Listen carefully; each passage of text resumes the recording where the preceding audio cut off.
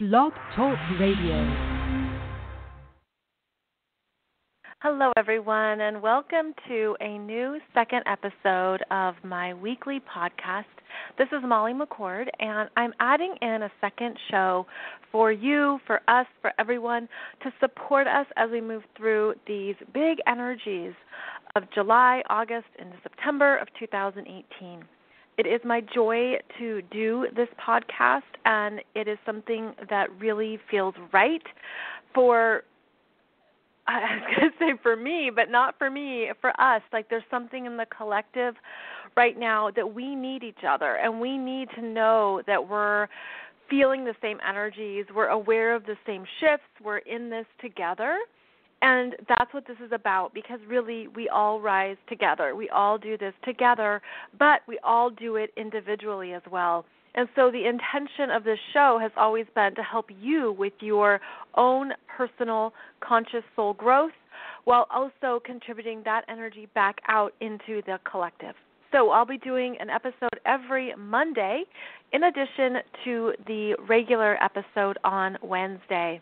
Now, the Monday episode is going to be focused more on healing themes and intuitive messages. I will be pulling in astrology, and I'll be sharing with you the visuals I get, the messages, anything that comes through.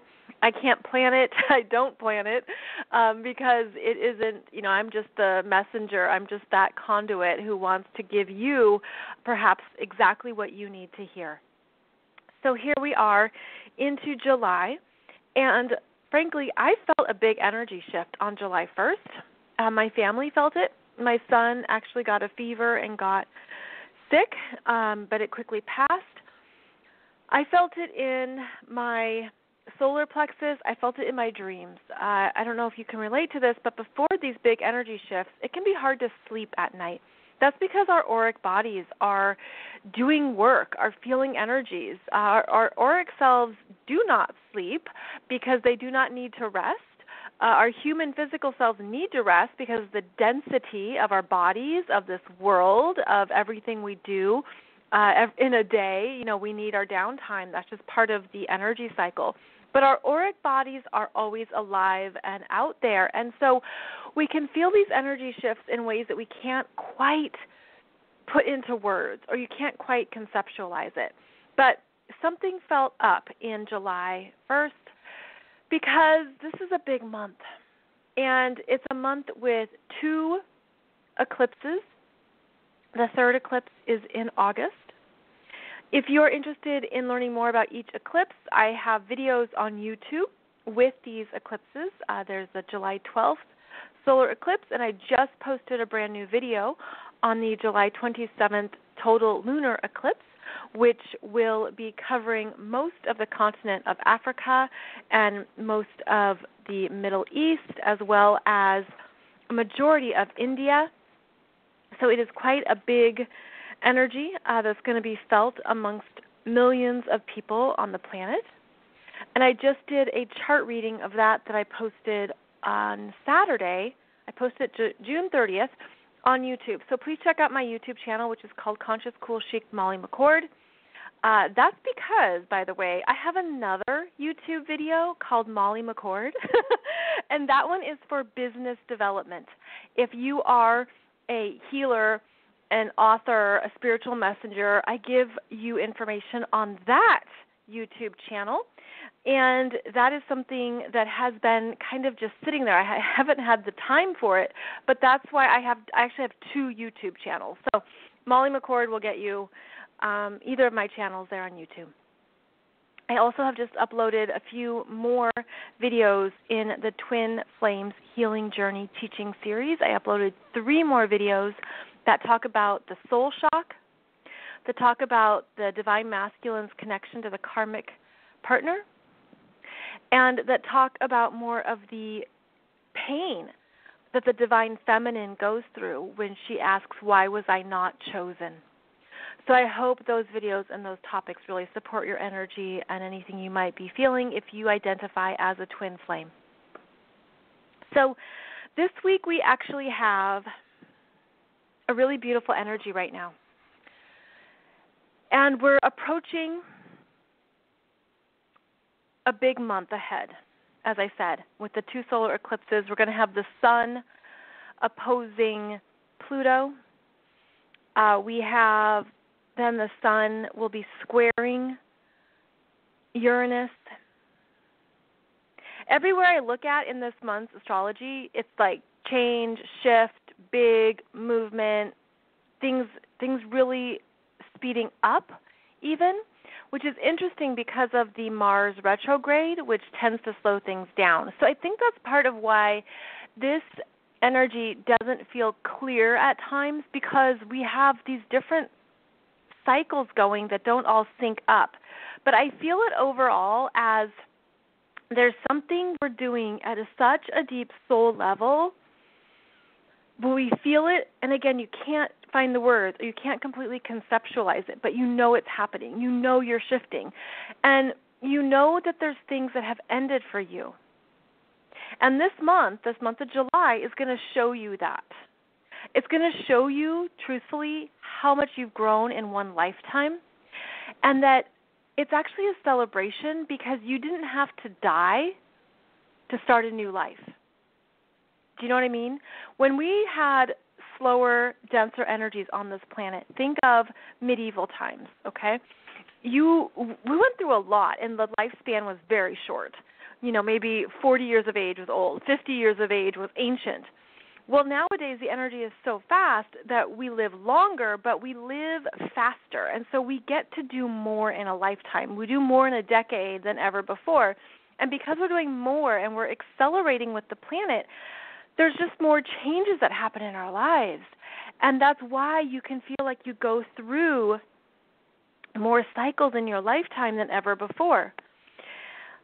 And so one of the things I want to talk about in today's show that's the healing theme right now has to do with relationships. There's big relationship energies through July. Venus is in Leo, where she's strong, and Mars is in Aquarius, where he's strong, and that's been the masculine and feminine energies, wanting to be in different places, basically having perhaps a confrontation or a power struggle, but also needing to honor each other, honor one another. So there could have been this sense of relationship dynamics that were uncomfortable in the past week especially. And so I've had many clients in the past 2 months with a reoccurring theme in their charts.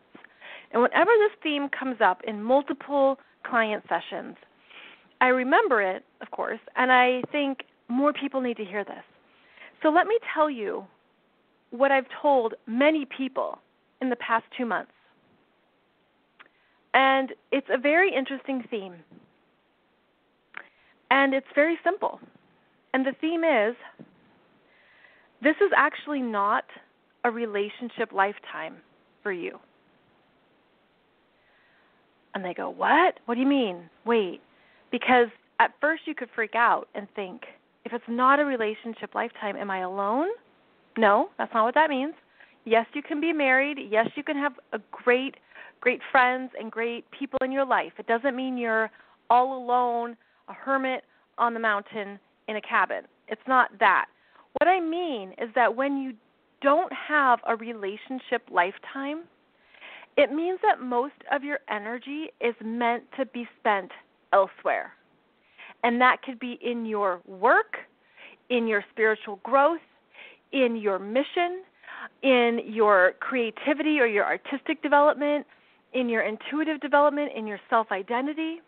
See, relationships are essential to us, and we need people, and we need people who get us.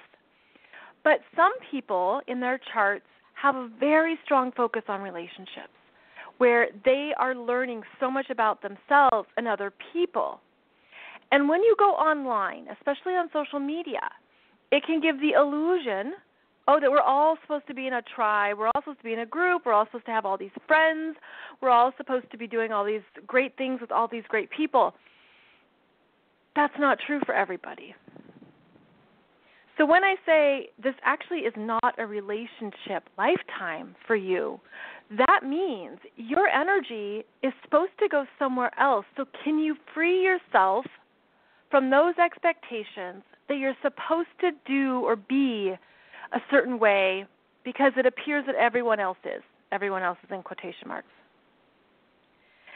And this is meant to set you free because you can see that it's okay to not be interested, for example, in maybe the group stuff, or you're not interested in connecting with family, friends, networks, social groups as much. Now, again, humans are social people. We need people. You're not meant to go it alone, but you're meant to be with the quality people, and that could be fewer, and that is perfect. But when it's not a relationship lifetime, that's where you say, oh, that's because I came here to experience something else. And maybe you've had numerous relationship lifetimes and you're like, just give me a break. Like, I would like to be on the planet for once and not have a relationship-themed life. and you can just, like, step back from some of those dynamics. So when you don't have big relationship energies in your chart, you are meant to be directing your energy elsewhere. And this can give people the wrong perception of you, or the misunderstandings, or they think you're a loner, or they think you're ostracizing yourself, or whatever they think. It doesn't matter, really. What matters is that you know who you are, and you know, I am here to do work that benefits the planet. Like, that's what my life is about, and that doesn't mean I have to put energy into all these different relationships. When I was in my teens and 20s, I had so many great girlfriends who had very strong relationship-themed astrology charts. And I found myself really intrigued by that in a way and fascinated by it because they were always about people. And who was doing what at work, and this about their friends, and this about their group of friends, and this about, they went to law school and the law school culture, and then the grad school culture, and all of these different people all the time. Like, everything was about people. And I was a good observer of that because I like people. I love people. But I'm someone who has to be very clear about where my energy goes. And so I was observing people who could be engaged with people. Like, they were so clearly all about relationships in this lifetime that I felt it was fascinating as a case study. Because then you can look at people who do not have that same theme in their life. Often it's unconscious. Often it's even introverts, empaths, light workers. There's a part of you that understands that your work isn't with the people, it's for the planet, or it's for your passion. Right? It's for something else that benefits the people, that gives back to the people, but it's not always about the people. So you're the one who doesn't have to get involved in everybody's stuff. And, I mean, maybe you understand this too, but I find that the more people are involved, the more drama, the more chaos, the more gossip, the more misunderstandings, the more stuff that comes up. It's very 3D at times, very unaware, unconscious. And so I was at that level too. I mean, I'm not above it. I was a participant in some of these dynamics because that was just what I knew at that time when I was younger. And now, as you consciously grow and you evolve and you follow different spiritual teachings or philosophies, you open up to more ways of understanding yourself and you get to know yourself. You also can see where your energy rises and you get excited, and where your energy sinks. And so some of these friends of mine, they went out a lot. I love going to concerts. I love all that, but they went out a lot, and that was never my thing to go out every night or to go out every night on the weekend. It made me so tired. And I felt at times like I really had to defend myself. Like, no, I don't want to leave the house at 10 p.m. on Friday night. I'm tired, and I'm just going to call it a week. Let's connect later this weekend. And I felt like I had to defend myself or something, or that, there was something you had to explain. And it's because when you know your energy and you honor it, you really don't have to defend or explain anything, but then you can see where there's a disconnect with the people whose energy is meant to go elsewhere. So that's just one example of how this can show up. But the clients I've spoken with in the past 2 months who do not have relationship themes as a guiding part of their life, something clicked for them. Something clicked where they thought, well, that explains this, this, and this, or that explains some of the family stuff or some of the friends things, or that explains why I felt like a loner, I felt like I didn't have enough friends, quote unquote, I felt like I didn't belong somewhere. And your astrology chart shows you that's perfect, because we need people in all areas of life, and we need people who are investing their energies in the whole mosaic of life, in the whole ways that people benefit and grow on this planet. So, for example, some people work at a higher level of energies, and all their energy goes to that form of service. Some people work with the physical bodies, right? And they dedicate a lot of time to that learning, the development, the craft of working with bodies, healing bodies, and that's where their energy goes. Other people, very much about themselves in this lifetime, meaning understanding who they are, intuitively, physically, mentally. So there's so many different ways we can focus on our lives. And if you do not have strong relationship themes in your chart, or the other part of this is that your energy doesn't do well in relationships, meaning you have to work extra hard to get along with people, to be heard, to be understood. You feel like an outsider. You feel maybe it's power struggles. Maybe there's just something else there. And that could also be a sign that relationships require a lot more of your energy, and therefore you only can give to fewer people instead of a lot of people. This is a big thing. This is a big thing to understand. When it's not a relationship lifetime, it's meant to bring you peace about who you are and who you relate to and how you relate. And it's okay to just have a handful of good people in your life. It's okay to have a select few and then a giant acquaintance circle, right? It's okay to not put pressure on yourself that you should have like a list of 10 people who is your tribe. I mean, I'm just trying to paint the picture here that there's so many people on the planet right now who are meant to be, I'm trying to explain, okay, the visual I'm getting is a very tall skyscraper with all these different floors and levels, and everything has a different department. And I know that that's a very clear analogy, but that's kind of what it is. It's like, well, you can be on the 5th floor working at a corner office and just have a few people, and that's it. And you don't have to connect with every floor, and you don't have to work in a big department, and you don't have to be in a very social circle. Like, it's understanding that everything is meant to actually be spread out because it fills in the energy gaps that would otherwise be vacant. So your energy comes through to focus on particular areas, expertise, passions, interests for a reason. And then you're not meant to carry anything else. Like, you're not meant to try to be more than that or to overextend yourself. Like, you don't have to be on the 5th floor and the 22nd floor, or you don't have to be on every floor.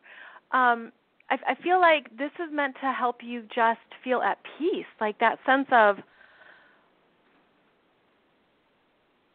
that sense of I don't have to be so hard on myself, because the world opened up for all of us in a huge way with social media. 10 years ago, it was nothing like this. It was just the beginning of Facebook. I was on Friendster, and I think, actually that was bizarre. I remember it was so bizarre to put a picture of yourself, a profile picture up. I'm like, what is that? I don't even know what I have. Like, you didn't take pictures of yourself, or I didn't, 10 years ago, and then put it on the internet? That's crazy. Well, now we all do it, and now it's the norm, and now we meet all these people, and now we meet more people like us, which is fantastic, and you're not alone with your spiritual interests and your passions and what you want to learn about. I mean, it all opened up. But then you can get it's like we all then go back into maybe even junior high where you think, well, I should be more popular. I should know more people. I should be more popular and have more friends. And it can put you in this spin of pressure or shoulds or something unconscious within you that makes you think you should be something that you're not. So I'm hoping to backtrack on that. I'm hoping to unwind any of those messages in your head, because social media, the internet, websites, technology are brilliant, and they provide so many great things to us. I would say the good outweighs the bad. However, it doesn't change who you came in to be. It's only meant to support your mission, your work, and your energy. So, for example, if in this lifetime you are really here to help people with healing their physical bodies, then now with the websites, social media, like Facebook groups, you can find other people like you who are doing the same thing. You can connect or learn, mentor, what have you. There's more people to support who you are. And that's really what, like, I'm getting this so clearly from my guides, that's really what it's actually about, is that the social media is only meant to enhance you to the extent that fits for you, and to understand that it's okay if you're not connecting the way you think you should, quote unquote, with as many people, because your energy doesn't go there. You've tried maybe to have your energy go there, and you lose interest. You don't have time. Okay, all very clear messages here that it isn't right for you. So I think too, as you listen to me talk, you'll feel it within yourself. Oh my gosh, you're right, Molly, this is not a relationship lifetime for me. Which means you have, like I said, you have your good friend or your wife or your husband or a partner, someone, people that you connect with, but you're not about connecting with the world. You're not about being pulled into groups or tribes or any of that, because it doesn't fit your energy. Doesn't. So I thought it was quite fascinating that more and more people that I met with in the past few months had the same theme come up. Because it was time to break free of where the energy was leaking. I saw it as an energy leak.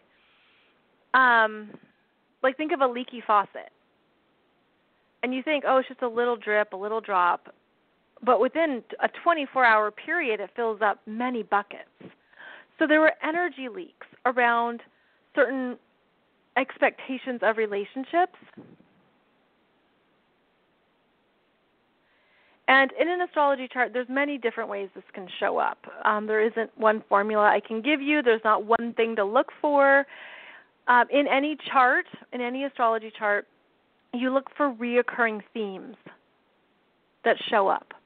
For example, when someone's an athlete, you can usually see it in a few places. You see it in their first house, in their sixth house, in their Mars, and some other places. But that's the gist of the athletic tendency. If someone's an artist, if they're very creative, you can see that in the fifth house, in the 12th house. through Leo, through Pisces, through fire signs, there's all different ways people can be creative. It's through Taurus, it's through the midheaven. There's many places. So you look for reoccurring themes. So when I say to someone, this actually is not a relationship lifetime for you, it's not just one thing. It's many places in their chart where relationships are either a struggle or there's no energy for them. Maybe they're really independent, really self-sufficient. It's someone who is here to do a lot, perhaps professionally. It could be, too, that they're meant to be experiencing themselves as an independent person at a certain phase in their life. For example, I've talked with some moms who have, 2 or 3 grown kids who are now in college, and their spouses are either passed away or they got divorced, and now they're on their own, and they're so happy. They're like, Molly, I feel so free because I don't have all these people around me. Of course, they love their kids, but it's different. And it's like, well, yeah, because you were really, all your energy went to people, but you have so much independence that was untapped. You just need to get on a boat and just go see the world, like go have adventures, like go out and be in the world. That was one woman's clear messages, like, okay, just sell your house, pack a bag, and you're gone. It was just it came up so much for her. So, again, this theme is meant to help you understand that it's okay to be different, to feel like your energy doesn't go to people, your energy doesn't go to others. That does not make you antisocial or, lesser of a human. It just means that you as a soul came in with different intentions in this lifetime, different energy experiences, and to own that, to embrace that, and to not hold yourself to something that everyone else is doing to be popular, or everyone else is doing and it looks like they have so many people in their lives. I can actually tell you from people that I know who are in a lot of groups that those groups haven't satisfied them as much as they thought they would. So we have to not buy into appearances, right? You have to trust what's right for you, trust where your energy rises. If you're really all about your career in this lifetime, do it. Go for it, 100%. I've even had conversations with female clients that have been back and forth about becoming a mom. And, that is not something that you really should be back and forth about, because if it's in your heart, you'll know it. And if it's not in your heart, you'll know it. And there's just more choices than ever before on this planet to create the life you want. So remember that, my friends, and remember that your astrology chart shows you that.